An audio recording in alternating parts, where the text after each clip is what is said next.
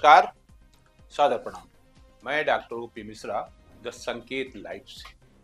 आज हम चर्चा करेंगे 2027 की। 2027 में उत्तर प्रदेश विधानसभा के चुनाव होने हैं, उस बारे में आज हम बात करेंगे। लेकिन 2027 के चुनाव को लेकर अभी 1 साल बाकी, लेकिन जिस तरह की तैयारी चल रही है उसमें यह कहना बिल्कुल गलत नहीं होगा कि उत्तर प्रदेश के मुख्यमंत्री योगी आदित्यनाथ को कई मोर्चों पर अपने राजनीतिक विरोधियों से संघर्ष करना होगा। ये संघर्ष केवल प्रमुख विपक्षी दल समाजवादी पार्टी से नहीं, बल्कि अपनों से भी, उन अपनों से जो सनातन के जरिए आए थे और सनातन को समाप्त करने में लगे, उनसे। वैसे भी अपनों की लड़ाई काफी दुष्कर और जटिल होती है, क्योंकि उसमें छुरा पीठ में भोंकने का अंदेशा हमेशा रहता है। अपनों से लड़ाई तब और दिलचस्प हो जाती है जब इस लड़ाई में गोटियां कहीं और से चली जा रही तथा मोहरा कोई अन्य हो। जी हाँ, आप सही समझ रहे हैं। मैं बात कर रहा हूं मुख्यमंत्री योगी आदित्यनाथ के बिल्कुल सामने खड़े सपा प्रमुख अखिलेश यादव के बारे में। इधर उधर खड़े दोनों उप मुख्यमंत्री केशव प्रसाद मौर्य तथा ब्रजेश पाठक के बारे में, तथा एक अन्य छोर पर खड़े शंकराचार्य के बारे में। अब ऐसे में जाहिर सी बात है कि 2027 का चुनाव जीतने के लिए योगी को एक साथ कई चौकियों को फतेह करना होगा। ये काम थोड़ा इसलिए भी मुश्किल है क्योंकि आग में घी डालने का काम संघ प्रमुख डॉक्टर मोहन भागवत यदा कदा करते ही रहते हैं।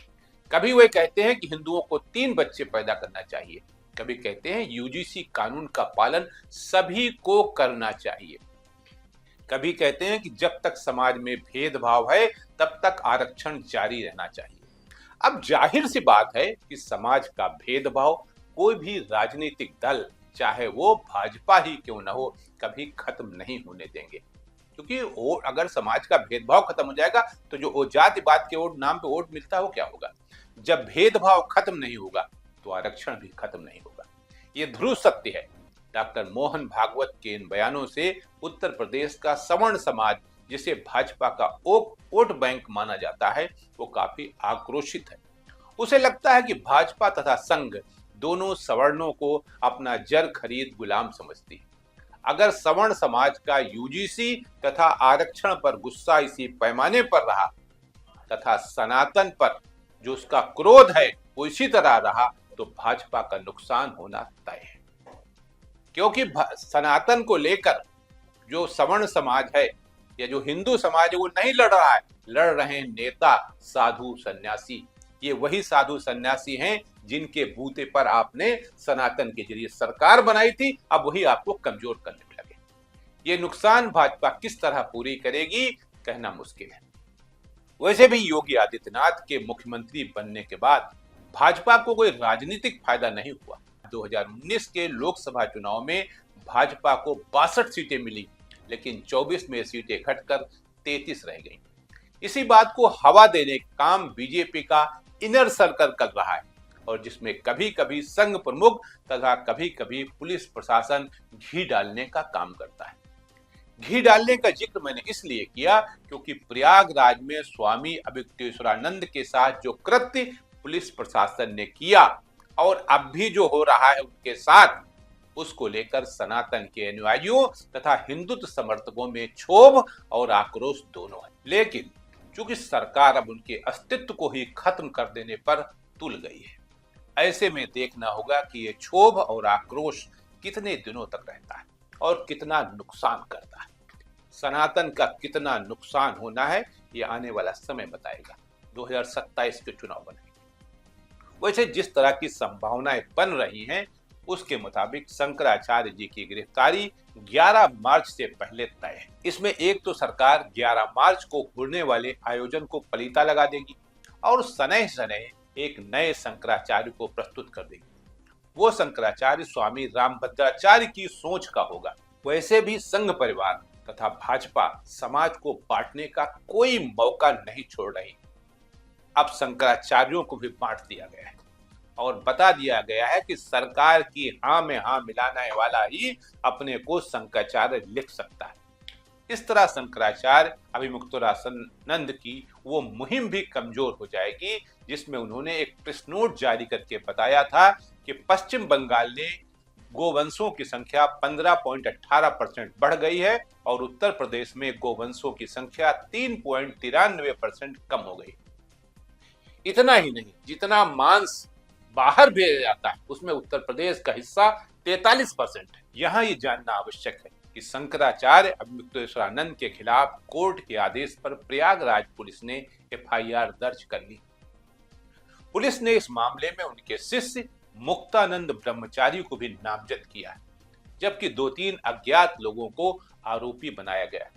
बताया जाता है कि रामभद्राचार्य के कथित शिष्य आशुतोष ब्रह्मचारी ने अदालत में प्रार्थना पत्र देकर नाबालिगों के शोषण का आरोप शंकराचार्य पर लगाया था। यह एक नया खेल अभी हो गया है। कल एक पत्रकार, तथाकथित पत्रकार या पत्रकार, स्वामी अभिमुक्तेश्वरानंद के वाराणसी स्थित मठ पर पहुंचे। उन्होंने बताया कि हमको प्रलोभन देकर, लालच देकर अपने बच्चों को कोर्ट में पेश कराया गया और कहा गया कि हम आरोप लगा दीजिए। तो अब ये भी नया खेल शुरू हो रहा है। वैसे सही बात है कि सत्ता कुछ भी कर सकती है। सारे ब्राह्मणों को लड़ाया जा रहा है, सारे पंडितों को लड़ाया जा रहा है। जिसने आरोप लगाया वो ब्राह्मण, जिस पे आरोप लगा वो ब्राह्मण, जिसका शिष्य उस पे वो ब्राह्मण, जिसने पूरा एपिसोड रचा वो ब्राह्मण। तो ये पूरा खेल हो रहा है। यानी सत्ता ने लोहे को लोहे से काटने का काम किया है। अब देखना ये होगा कि ये सारी गोटियां किसको मात देती और किसको 2027 में विजय श्री दिलाती।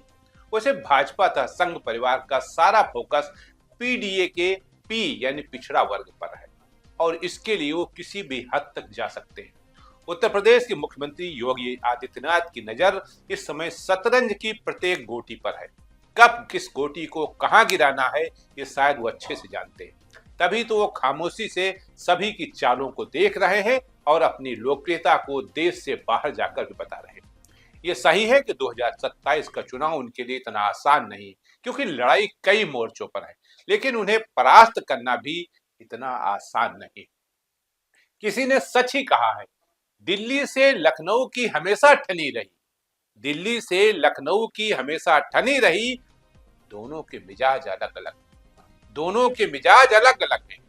किया तबाह तो दिल्ली ने भी बहुत बिस्मिल, किया तबाह तो दिल्ली ने भी बहुत बिस्मिल, मगर खुदा कसम लखनऊ ने लूट लिया। तो आज के लिए इतना ही। नमस्कार।